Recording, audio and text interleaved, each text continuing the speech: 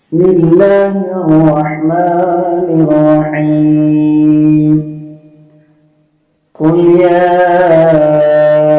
أيها الكافرون لا أعبد ما تعبدون ولا أنتم عابدون ما أعبد ولا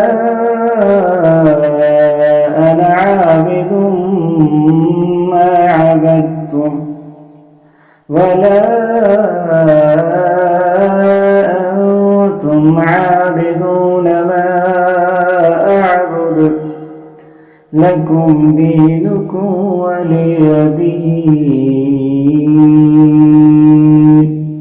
بسم الله الرحمن الرحيم